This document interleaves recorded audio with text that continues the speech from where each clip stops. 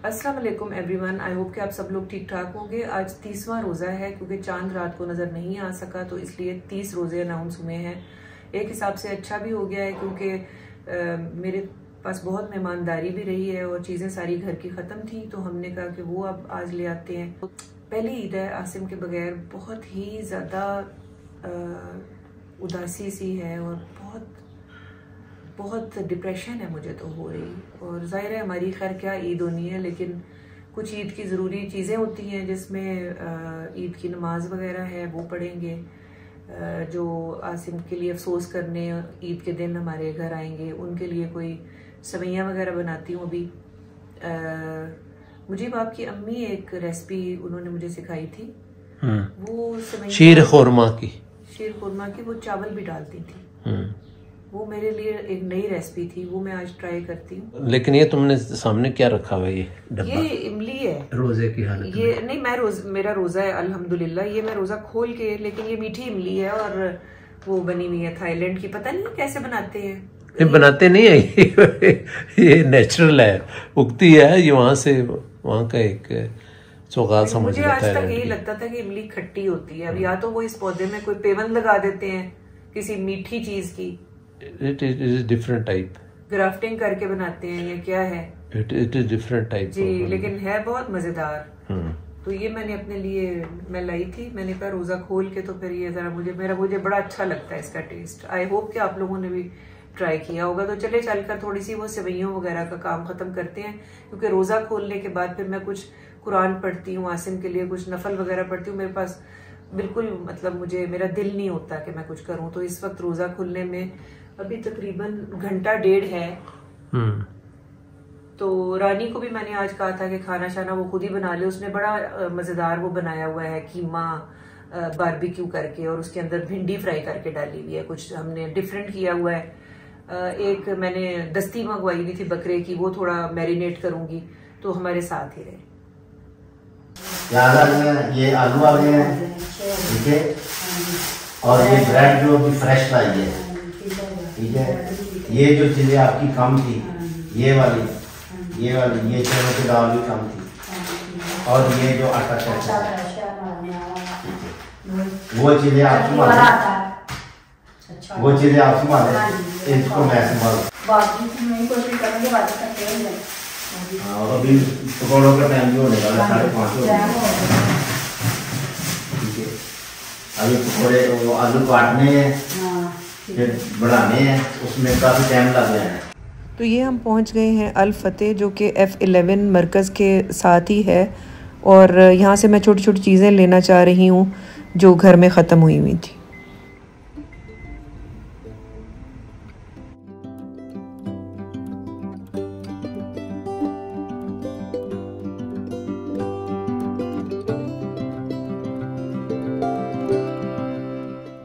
गोश्त की हर किस्म की वैरायटी अल फतेह में मिल जाती है, और मैंने यहाँ से एक दस्ती ले ली थी। और चिकन बोनलेस थाइस जो हैं उनको मैंने जूलियन कट करवा लिया था, क्योंकि मेरा ख्याल है कि ये मैं 2-3 दिन जो क्लिनिक से मेरी छुट्टी है, तो मैं घर में ही कुछ थोड़ी बहुत अच्छी साफ़ सुथरी कम मसालों वाली कुकिंग कर लूँ। तो एक दिन मैंने सोचा है कि मैं नूडल्स बना लूँगी, और एक दिन मैं वो जो लैम रोस्ट है वो कर लूँगी। तो इनका ये सेक्शन बहुत अच्छा है, हर किस्म की वैरायटी मिल जाती है यहाँ पे, और गोश्त काफ़ी फ्रेश होता है यहाँ का। तो यहाँ पर मैंने जो दस्ती ख़रीदी है उसको मैंने अच्छी तरह से साफ़ करवा लिया था, चर्बी वगैरह निकलवा के, और उसको मैंने जहाँ पर जॉइंट था वहाँ से कटवा लिया था, क्योंकि मेरा ख्याल है कि मैं इसको देचके में बनाऊँगी, अवन में बेक नहीं करूँगी। तो सो दैट कि ये आराम से देचके में पूरा आ जाए। तो मैंने इसके 2 पीसेस करवा लिए थे।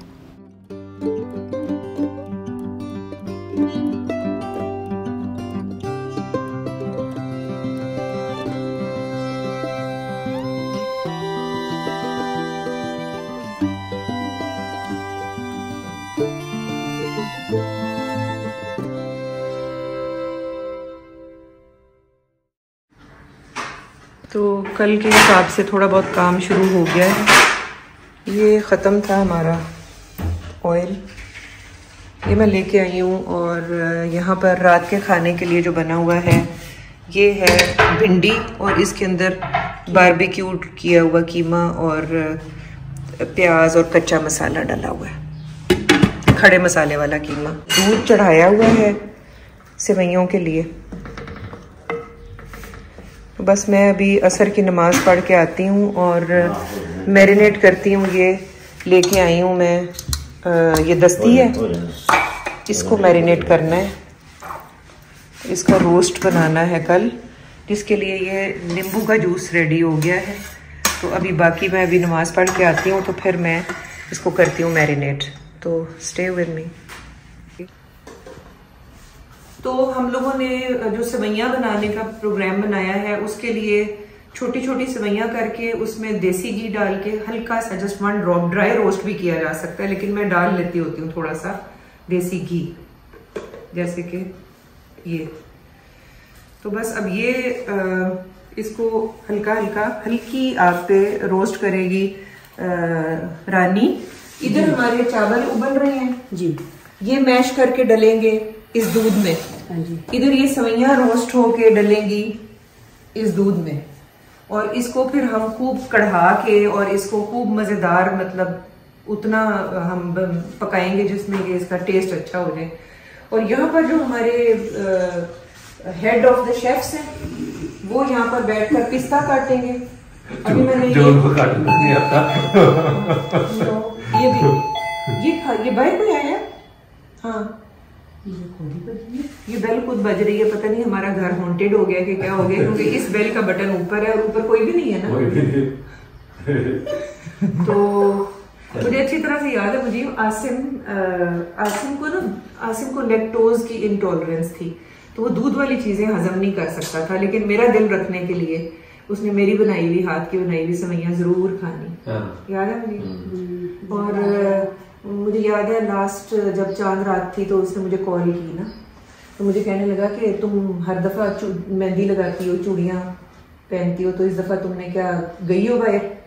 तो मैंने कहा कि नहीं, इस दफा तो मुझे मुजीब ने मेहंदी लगा दी है। अगर याद है आपको पिछले अगर चांद रात का, बल्कि उसका व्लॉग भी बना था, आप लोग भी देख सकते हैं कि मुजीब ने पूरे मेरे हाथ पे नुक्ते नुक्ते नुक्ते डाल के, तो मेरा बहुत शौक किया करता था मेरा भाई। मुझसे बहुत छोटा था लेकिन वो ऐसे मुझे ना मेरे लिए वो वाली चीजें उसके दिल में होती थी जो अम्मी मुझे कहा करती थी। और ईद वाले दिन वो मुझे ऐसे अपने घर बुलाता था जैसे अब्बू मेरे। तो वो मेरा माँ भी था, मेरा बाप भी था।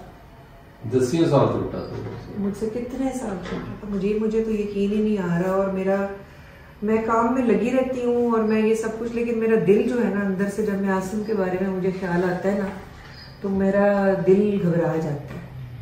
बल्कि ये कल रानी भी कह रही थी कि इधर बैठते थे आकर नींबू पानी बनवाते थे, रानी से नींबू पानी बनवाते थे, कहते थे ये बहुत अच्छा नींबू पानी बनाती है। ये रमजान से 1 हफ्ता पहले की बात है। तो आसिम का फोन आया, मैंने फोन उठाया हुआ और मैं ना फिर भागी फिरूं। कहते आपा तुम कहाँ, सांस क्यों चढ़ा है? मैंने कहा आसिम मेरा फोन पता नहीं मैंने कहाँ रख दिया। मेरा दिमाग इतना खराब हो गया, मुझे समझ ही नहीं आती, मैं अपना फोन रख के भूल जाती हूँ। हाँ नहीं, रमजान से पहले की बात है। अच्छा, तो मुझे कहता है कि फोन पे तुम बात कर रही हो मुझसे। फिर इतना हंसा खुद ही। तो मुझे कहते हैं आपा तुम ना थक जाती हो, इसलिए तुम्हें याद ही नहीं है कि तुम फोन पे बात कर रही हो और फोन ढूंढ रही हो। तो बस ऐसी छोटी छोटी चीजों से हमें आसिम याद आता रहता है। मुजीब ने तो अपना काम शुरू कर दिया। मुझे इसको लंबा काटना है, छोटे छोटे नहीं ना, ऐसे नहीं कटेगा। इसको आपने जब काटना है ना तो इसको आपने थोड़ा सा यहाँ से पकड़ना है और थोड़ा सा इसको ऐसे ऐसे काटना है। मतलब like you don't have to do this. अगर आप यूं करेंगे तो वो उछल के बैठ जाएगा।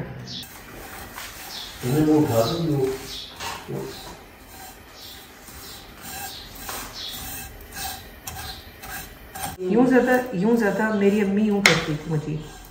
ये देखें यूं, ये देखें, अगर आप इसको करें तो ये नरम ही होता है और वैसे भी धुला हुआ है ना तो ये और नरम हो गया। तो देखो मैंने कितना अच्छा काटा है, काट दिया।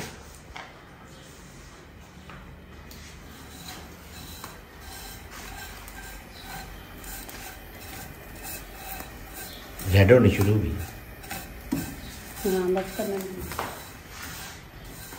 तो मैं दस्ती ले आई थी बकरे की और उसके लिए मैरिनेशन के लिए मैंने दही ले लिया है और इसमें तकरीबन 1 चम्मच मैंने ये 1 चम्मच अदरक,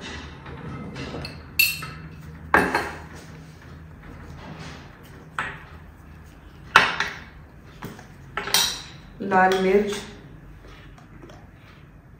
तकरीबन थोड़ी डाल रही हूँ क्योंकि इसमें काली मिर्च भी डलेगी। लाल मिर्च, काली मिर्च, धड़ा मिर्च, नमक तकरीबन मैं इतना डाल रही हूँ, हल्दी,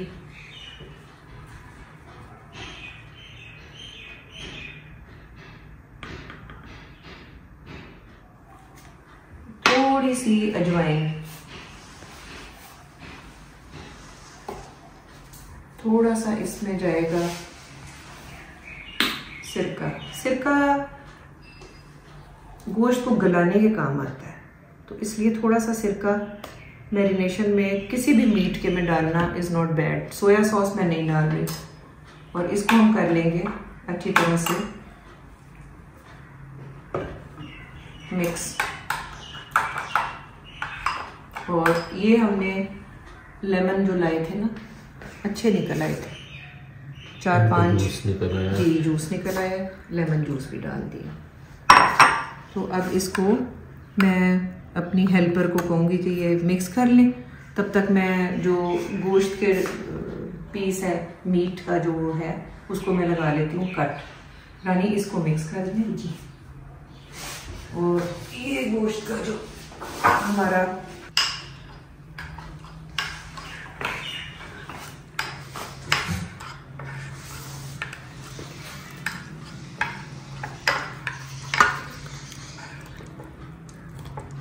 ठीक है, लेकिन छुरी आपकी तेज होनी चाहिए।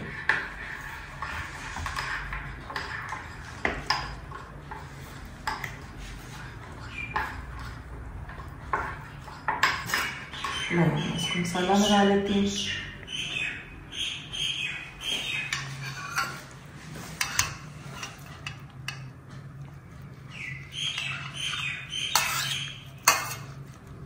खूब इसको अच्छी तरह लगाएंगे ताकि ये मसाला इसके अंदर जो है ना हाँ डिप हो जाए। रानी अगर आप कांटा ला के ना जी तो कांटे से छोटे छोटे इसमें या नोक वाली छुरी ले आए, उससे ना इसमें थोड़े नोक से कर दें ताकि ये अंदर तक जज्ब हो जाए। खुशबू तो अभी से ही बहुत अच्छी आ रही है मसाले की। ठीक है,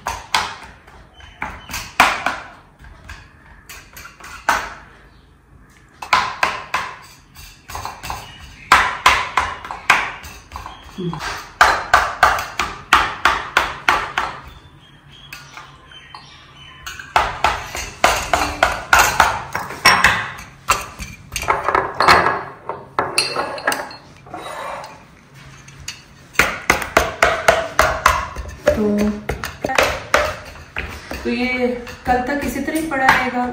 उसके बाद जो है वो पैन में ऑयल डाल के इसको अच्छी तरह से सुर्ख कर लेते हैं। मैंने कहा मैं ज़बानी बता देती हूँ। और तकरीबन 2 घंटे तक जो है हल्की आग पे इसको थोड़ा सा पानी डाल के गला लेते हैं, तकरीबन 2-3 घंटे। मतलब उससे पहले आप फ्राई करके इसको खूब सुर्ख कर लें।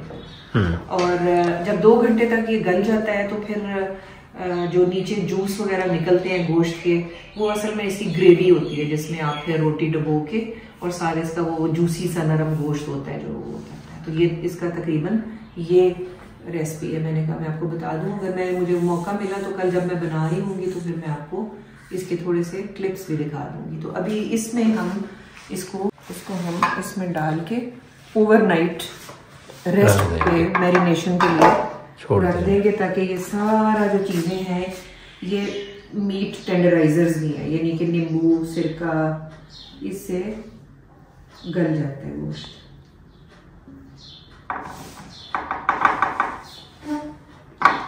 और ये मैं अब अपने ग्लव उतार लेती हूँ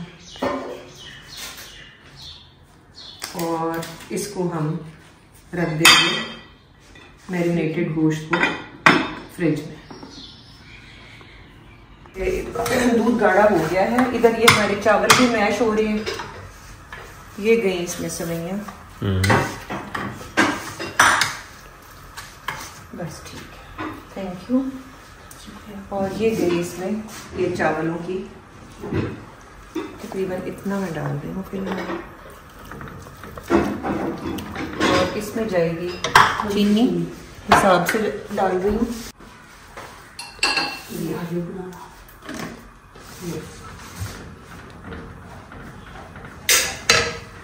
तो ये इस तरह से शीर जो है ना वो तकरीबन हमारा रेडी हो गया है।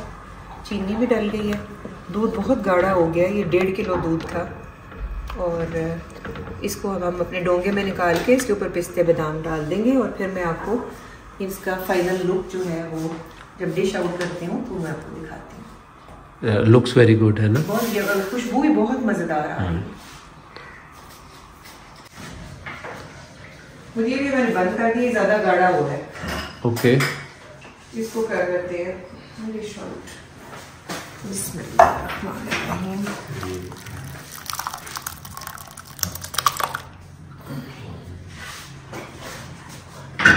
इसके ऊपर डालेंगे थोड़े थोड़े पिस्ते। और ये कल मैंने वो बनानी है सूखी सवैयों का जर्दा जिसको कहते हैं। सवैयों के जर्दे के ऊपर डलता है खोया, तो उसके लिए मैं थोड़े बादाम बचा रही हूँ, वो बाद में बन जाएंगी।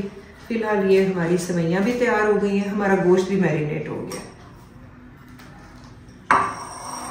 क्योंकि एक्सपेक्टेड है कि जैसे मेरे चचा की बेटी है या और हमारे रिश्तेदार वगैरह हैं तो वो ईद पे आएंगे, तो मैंने कहा कि ये चीज़ें पहले ही करके रख लेते हैं। तो ये था हमारा आज का ब्लॉग। इंशाल्लाह कल ईद की नमाज के बाद आपसे मुलाकात होगी। अपना ढेर सारा ख्याल रखिए और हमें अपनी दुआओं में याद रखें। अल्लाह हाफिज़। अल्लाह हाफिज़।